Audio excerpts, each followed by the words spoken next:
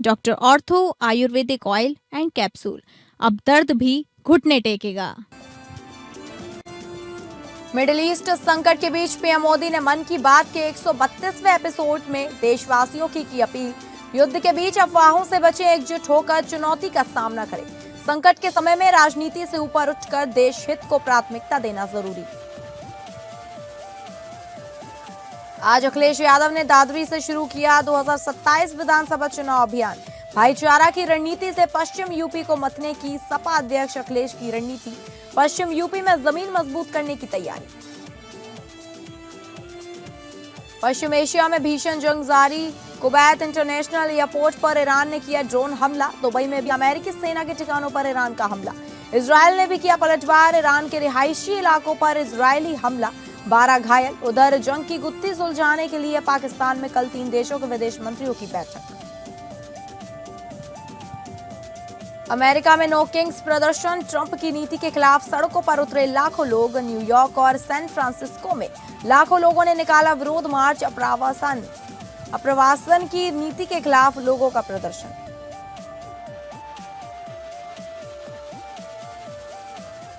नमस्कार, आप सभी का स्वागत है टॉप अपडेट्स में। मैं हूं आपके साथ अंकिता सिंह। शुरुआत करेंगे टॉप अपडेट्स की। पश्चिम एशिया में भीषण जंग जारी है। अमेरिका, इजरायल और ईरान के बीच बीते हफ्तों से जारी युद्ध में कई अहम घटनाक्रम हुए हैं। जहां ईरान में शीर्ष नेतृत्व को अमेरिका और इजरायल ने संयुक्त अभियानों में मार गिराया, तो वहीं ईरान ने हॉर्मुज जल जमरूमद बंद करके दुनिया भर की ऊर्जा सप्लाई को बाधित कर दिया। इस बीच अमेरिका के राष्ट्रपति डोनाल्ड ट्रंप लगातार हर हफ्ते ईरान में अपने लक्ष्य बदलते रहे हैं। दूसरी ओर 3500 अमेरिकी सैनिक मिडिल ईस्ट पहुंचे हैं। अमेरिकी सेंट्रल कमांड के अनुसार ये सैनिक यूएसएस त्रिपोली जहाज के जरिए वहां पहुंचे हैं। ये सैनिक और नाविक 31वीं मरीन एक्सपर्टेशनी यूनिट का हिस्सा है। उनके साथ ट्रांसपोर्ट और लड़ाकू विमान भी भेजे गए हैं। पाकिस्तान में कल तुर्की, मिस्र और सऊदी अरब के विदेश मंत्रियों की बैठक होगी। यहाँ वे पाकिस्तानी प्रधानमंत्री शहबाज शरीफ से भी मुलाकात करेंगे। इस्लामाबाद में होने वाली इस बैठक में मिडिल ईस्ट के हालात पर चर्चा होगी। ईरान ने दावा किया है कि उसने दुबई में अमेरिकी सेना के 2 छिपे ठिकानों पर हमला किया है। ईरान के मुताबिक पहले हुए हमले के बाद अमेरिकी सैनिक इन जगहों पर शिफ्ट हुए थे। कि राष्ट्रपति मसूद पेजेशियन ने शनिवार को खाड़ी देशों को चेतावनी दी कि वे अमेरिका और इजरायल का किसी भी सैन्य कार्यवाही में साथ न दें। उन्होंने कहा कि अगर ये देश क्षेत्र में स्थिरता और विकास चाहते हैं तो अपनी जमीन का इस्तेमाल ईरान के खिलाफ हमलों के लिए न होने दें। कुवैत इंटरनेशनल एयरपोर्ट पर शनिवार को कई ड्रोन हमले किए गए, जिससे एयरपोर्ट के रडार सिस्टम को काफी नुकसान पहुंचा। अमेरिका में नो किंग्स प्रदर्शन हुआ, जिसमें लाखों लोगों ने हिस्सा लिया। प्रदर्शनकारियों ने राष्ट्रपति ट्रंप की नीतियों, बढ़ती महंगाई और ईरान युद्ध के खिलाफ आवाज उठाई। न्यूयॉर्क और सैन फ्रांसिस्को में लोग मार्च कर निकाले नारे, तख्तियां, गाने और नृत्य के जरिए विरोध जताते हुए दिखे। पश्चिम एशिया में 1 महीने से जारी संघर्ष ने दुनिया भर में कई सारी चिंताओं को जन्म दिया। अमेरिका और इजरायल के भीषण हमलों से दहक रहे मोर्चे पर ईरान भी इजरायल और खाड़ी देशों में अमेरिकी सैन्य ठिकानों पर जोरदार पलटवार कर रहा है। एक और मिसाइलों और ड्रोन की गरज के बीच यह संघर्ष अब अपने 30वें दिन में प्रवेश कर चुका है और पूरे क्षेत्र में तनाव और भी चरम पर है। दूसरी ओर अमेरिका के कई हिस्सों में शनिवार को अमेरिकी राष्ट्रपति डोनाल्ड ट्रंप की ईरान युद्ध नीति के खिलाफ नो किंग्स प्रदर्शन हुआ। प्रदर्शनकारियों ने नारे लगाए, तख्तियां दिखाई और गाने बजाने व नृत्य के जरिए अपनी बात रखी। न्यूयॉर्क सिटी में लोग मिडटाउन मैनहट्टन से मार्च कर रहे थे और अप्रवासन ट्रंप प्रशासन और ईरान संघर्ष के खिलाफ तख्तियां ले जा रहे थे।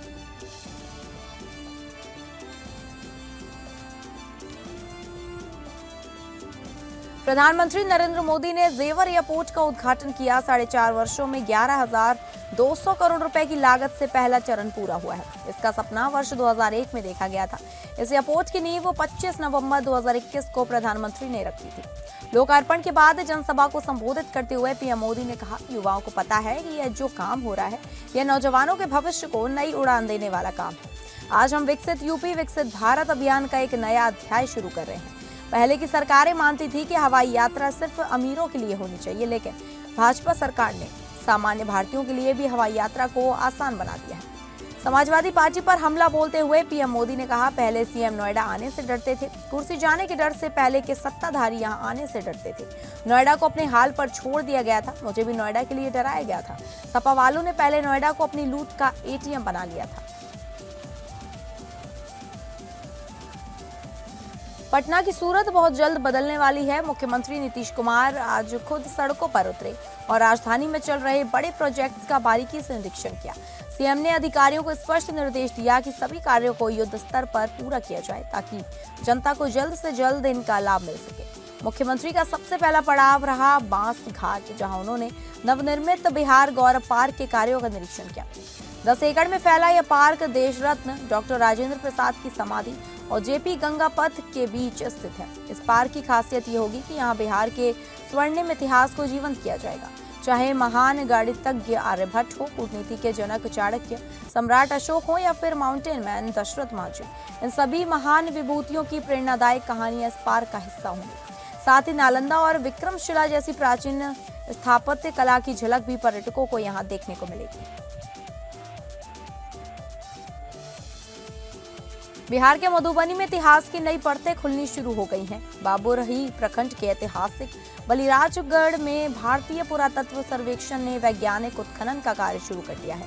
176 एकड़ में फैले इस विशाल टीले में दफन प्राचीन मिथिला सभ्यता के रहस्यों को दुनिया के सामने लाने के लिए खुदाई मील का पत्थर साबित होगी।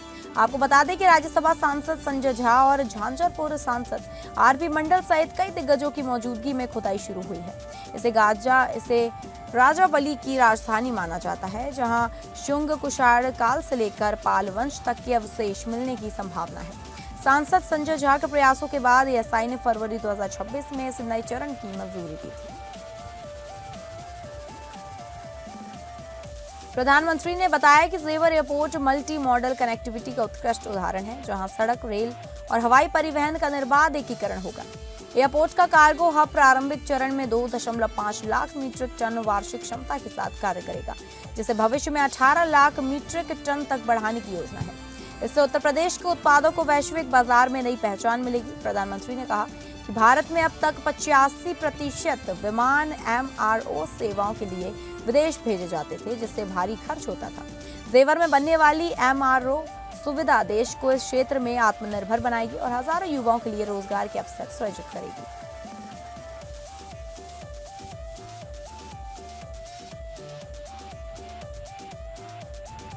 प्रधानमंत्री ने कहा कि उत्तर प्रदेश में एयरपोर्ट नेटवर्क का तेजी से विस्तार हुआ है और अब यह देश के सर्वाधिक एयरपोर्ट वाले राज्यों में शामिल हो गया। जेवर एयरपोर्ट डबल इंजन सरकार की कार्य संस्कृति का उदाहरण है। वर्ष 2003 में इस परियोजना को मंजूरी मिली थी, लेकिन वर्षों तक यह फाइलों में अटकी रही। केंद्र और राज्य में समन्वय बनने के बाद ही इस परियोजना की गति पकड़ी और आज यह धरातल पर उतर सकी है। पीएम मोदी ने कहा कि उत्तर प्रदेश आज सबसे अधिक अंतर्राष्ट्रीय हवाई अड्डों वाला राज्यों में से शामिल हो गया है, जिससे उत्तर प्रदेश ने उन्हें अपना प्रतिनिधि चुना और सांसद बनाया। आज उसी प्रदेश की पहचान एक भव्य एयरपोर्ट के साथ जुड़ गई है। यह न केवल दुनिया के विभिन्न हिस्सों के लिए विमान भरेंगे, बल्कि यह विकसित उत्तर प्रदेश की नई उड़ान का प्रतीक भी बनेगा। जेवर एयरपोर्ट पूरे उत्तर भारत को दुनिया से जोड़ने का कार्य करेगा। यह एक अत्याधुनिक एयरपोर्ट होगा, जहां हर 2 मिनट में एक विमान की उड़ान भरने की क्षमता विकसित की जा रही है।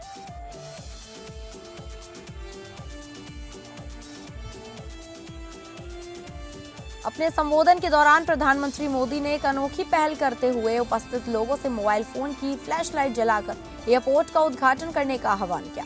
उन्होंने कहा कि एयरपोर्ट आपकी अमानत है, आपका भविष्य है, आपका पुरुषार्थ है, इसलिए इसका उद्घाटन भी आपके हाथों से होना चाहिए। इस पर पूरा परिसर भारत माता की जय के नारों और रोशनी से जगमगा उठा, जो इस ऐतिहासिक क्षण का प्रतीक बना।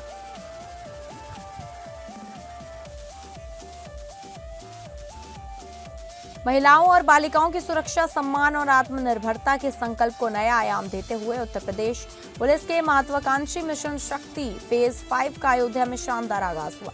इस चरण की शुरुआत एक भव्य बाइक रैली के साथ हुई, जिसे वरिष्ठ पुलिस अधीक्षक डॉक्टर गौरव ग्रोवर ने हरी झंडी दिखाकर रवाना किया। शहर की सड़कों पर जब यह रैली निकाली गई तो हर तरफ महिला सशक्तिकरण का संदेश गूंज उठा। इस मौके पर एसएसपी डॉक्टर गौरव ग्रोवर ने इस अवसर पर कहा कि यह कार्यक्रम पिछले कई वर्षों से उत्तर प्रदेश सरकार और पुलिस मुख्यालय के तत्वाधान में चलाया जा रहा है, जिसका उद्देश्य समाज के हर वर्ग में महिलाओं के प्रति संवेदनशीलता और जागरूकता लाना है। यह रैली केवल एक प्रदर्शन नहीं, बल्कि हर महिला और बेटी को यह भरोसा दिलाने का प्रयास है कि उनकी सुरक्षा और सम्मान हमारी सर्वोच्च प्राथमिकता है। मिशन शक्ति फेज 5 महिलाओं को आत्मनिर्भर बनाने और उन्हें नमाज में इस समाज में बराबरी का स्थान दिलाने की दिशा में एक और महत्वपूर्ण कदम है।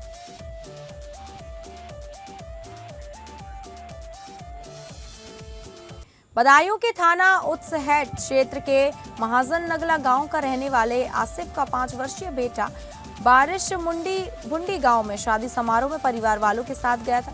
बारिश बच्चों के साथ खेलने के लिए छत पर गया। अचानक बारिश छत से नीचे गिर गया, जिससे वह गंभीर रूप से घायल हो गया। परिवार वाले गंभीर अवस्था में उसे जिला अस्पताल लेकर पहुंचे, जहां डॉक्टर ने उसे मृत घोषित कर दिया। वहीं बारिश की मौत से परिवार में कोहराम मच गया। बदायूं के थाना सिविल लाइंस क्षेत्र के अन्नी गांव की रहने वाली 70 वर्षीय माया देवी सड़क किनारे पैदल अपने घर जा रही थी। अन्नी गांव के चौराहे पर विपरीत दिशा से आ रही तेज रफ्तार बाइक सवार ने उसे टक्कर मार दी। टक्कर लगने के बाद माया देवी गंभीर रूप से घायल हो गई, तो परिजनों ने घायल अवस्था में जिला अस्पताल लेकर पहुंचे, जहां डॉक्टरों ने उन्हें मृत घोषित कर दिया। सूचना मिलने पर पुलिस ने उनके शव को कब्जे में लेकर पोस्टमार्टम को भेजा। फिलहाल पुलिस मामले की जाँच कर रही है। बदायूं में पुलिस की कार्यशैली पर गंभीर सवाल खड़े हो रहे हैं, जहां शिकायत लेकर पहुंचे एक दृष्टिबाधित व्यक्ति के साथ कथित मारपीट का वीडियो सोशल मीडिया पर वायरल हो गया, जिसके बाद पुलिस महकमे में हड़कंप मच गया। मामले की गंभीरता को देखते हुए एसएसपी ने तुरंत कार्रवाई करते हुए कोतवाली प्रभारी और एक दरोगा को निलंबित कर दिया और पूरे मामले की जांच के आदेश भी दिए हैं। किसी ने इस घटना का वीडियो बना लिया, जो अब सोशल मीडिया पर तेजी से वायरल हो रहा है। वीडियो सामने आने के बाद पुलिस विभाग में हड़कंप मच गया। मामले की गंभीरता को देखते हुए वरिष्ठ पुलिस अधीक्षक अंकिता शर्मा ने तत्काल कार्रवाई करते हुए कोतवाली प्रभारी राजेंद्र सिंह पुंडीर और उप निरीक्षक भूपेंद्र यादव को निलंबित कर दिया। साथ ही पूरे मामले की जांच क्षेत्र अधिकारी बिसौली संजीव कुमार को सौंपी गई। अब इस घटना के बाद पुलिस के व्यवहार और कार्य प्रणाली को लेकर एक बार फिर सवाल उठने लगे हैं। लोगों की निगाहें अब जांच पर टिकी हैं कि आखिर पीड़ित को न्याय कब और कैसे मिलता है। मर्यादा पुरुषोत्तम भगवान राम पर सपा नेता यदुनंदन लाल वर्मा द्वारा की गई कथित अभद्र टिप्पणी को लेकर बरेली में हिंदूवादी संगठनों में भारी आक्रोश देखने को मिला। इस मामले में आज विभिन्न संगठनों के कार्यकर्ता बड़ी संख्या में एकत्र हुए और जोरदार विरोध प्रदर्शन किया।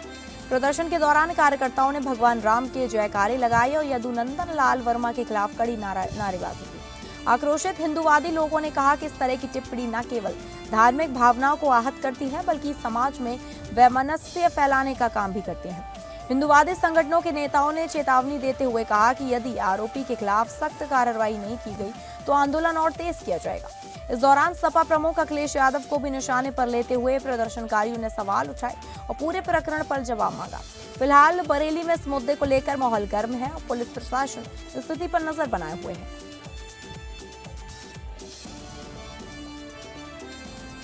झांसी में पुलिस का ऑपरेशन क्लीन देखने को मिला, जहां पुलिस कस्टडी से फरार चल रहे शातिर बदमाश को मुठभेड़ के दौरान गिरफ्तार कर लिया गया।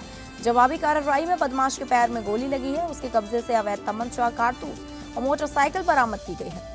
दरअसल पुलिस कस्टडी से फरार बदमाश नदीम को मुखबिर की सूचना पर घेराबंदी कर पकड़ा गया। आरोपी बिना नंबर प्लेट की मोटरसाइकिल से भागने की फिराक में था।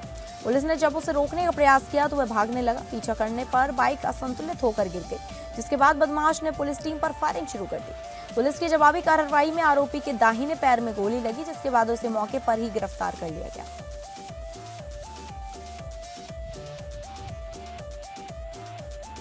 कानपुर के तहसील नरवल क्षेत्र में अवैध रूप से संचालित निजी अस्पतालों के खिलाफ प्रशासन ने सख्ती तेज कर दी है। इसी क्रम में साड़ क्षेत्र में संचालित मेडिकल सेंटर पर अचानक औचक निरीक्षण कर उसे तत्काल प्रभाव से सीज कर दिया गया।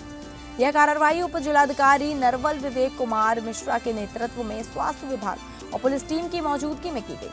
निरीक्षण के दौरान केंद्र संचालक मौके पर मौजूद मिला, लेकिन अस्पताल में कोई पंजीकृत चिकित्सक या स्टाफ नहीं मिला। पूछताछ में उसने खुद को फार्मासिस्ट बताया, परंतु संचालन से संबंधित कोई वैध दस्तावेज प्रस्तुत नहीं कर सका। जांच में यह भी सामने आया कि मेडिकल सेंटर ना तो अस्पताल के रूप में पंजीकृत था और ना ही मेडिकल स्टोर का लाइसेंस लिया गया था, जबकि मौके पर मरीजों का उपचार और दवाओं की बिक्री के प्रमाण मिले। प्रशासनिक टीम ने अभिलेखों और व्यवस्थाओं की जांच में गंभीर अनियमितताएं पाई, जिसे मरीजों की सुरक्षा के दृष्टिकोण से बेहद गंभीर माना गया। कानपुर सेंट्रल रेलवे स्टेशन पर रेलवे सुरक्षा बल और जीआरपी की संयुक्त कार्रवाई में 2 अंतर्राज्यीय शराब तस्करों को गिरफ्तार किया गया। स्टेशन परिसर में चलाए जा रहे अब चेकिंग अभियान के दौरान की गई टीम ने प्लेटफॉर्म नंबर 10 के आगे हैरिसगंज पुल के पास से दोनों आरोपियों को पकड़ लिया। उसके पास से 124 किंगफिशर बियर कैन बरामद हुई। पूछताछ में आरोपियों ने बताया कि वे कानपुर और आसपास के इलाकों से सस्ती शराब खरीदकर ट्रेन के जरिए बिहार ले जाते थे और वहां ऊंचे दामों पर बेचकर मुनाफा कमाते थे। पुलिस ने दोनों के खिलाफ केस दर्ज कर उन्हें जेल भेज दिया है। रेलवे के जरिए मादक पदार्थों की तस्करी को रोकने के लिए आरपीएफ और जीआरपी लगातार संयुक्त अभियान चला रही है और ऐसे तस्करों पर नजर रखी जा रही है। लखनऊ में सऊदी हुकूमत के खिलाफ विरोध प्रदर्शन किया गया। सिया समुदाय ने शहीद स्मारक पर किया प्रदर्शन। मौलाना यासूब अब्बास की अगुवाई में जुटी भीड़, हाथों में तख्तियां लेकर लोगों ने जताया विरोध। उन्नतुल बाकी के पुनर्निर्माण की उठी मांग। सऊदी अरब में जनाबे फातिमा जहरा का रोजा बनाने की मांग। प्रदर्शन में सऊदी हुकूमत के खिलाफ लगे नारे, काले कपड़े पहनकर लोगों ने दर्ज कराया एहतियाज। उलेमा और मातमी अंजुमनों की रही अहम मौजूदगी। प्रदर्शन में गम और गुस्से का इजहार किया गया।